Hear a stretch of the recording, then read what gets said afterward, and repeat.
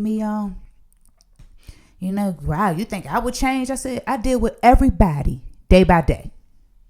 The only one I don't deal with day by day is God, because he's consistent. The most consistent one in my life, in fact.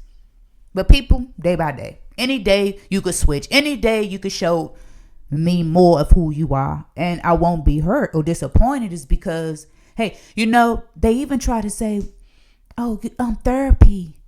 I like that I'm hyper, what they call it? Hyper vigilant. For my well-educated people out there. Y'all know exactly what it's called. I'm glad that I'm like this. I'm glad.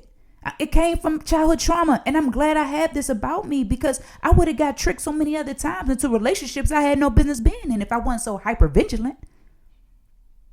You ever, for my men and women out here, you ever thought about being with somebody and you think to yourself like, yeah, you know what? I'm gonna go ahead and get serious with this woman. I'm gonna go ahead and get serious with this man. And then all of a sudden, you just step back because it wasn't right here in that gut. It wasn't feeling too good. You like, nah, I can't do this. And then you circle the block years later, not to be with them, but just to peep. Everything called you, and you really see their true colors.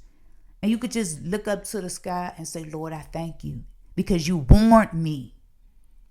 Being hypervigilant is not a bad thing. It's not a bad thing. Good character is always going to shine bright. It's always going to shine bright. Never go against yourself for anyone. And people that's supposed to be in your life, you won't have to go against yourself for. Know that. If they're supposed to be in your life, you are not going to have to go against yourself for them. You'll be able to stand on your integrity, stand on who you are and what you believe, and still be able to flow with these people. If you have to change anything about yourself that is positive to be with these people, these are not your people. But come on, y'all. We can't let these people live rent-free in our head. Forgive them, move on. When God brings the memory back, because God can bring a memory back because he wants you to remember something. It ain't always bad. And also the enemy can bring the memory back because he wants you to fall into depression. He wants you to cling to everything else. Substances and boyfriends and girlfriends versus clinging to God.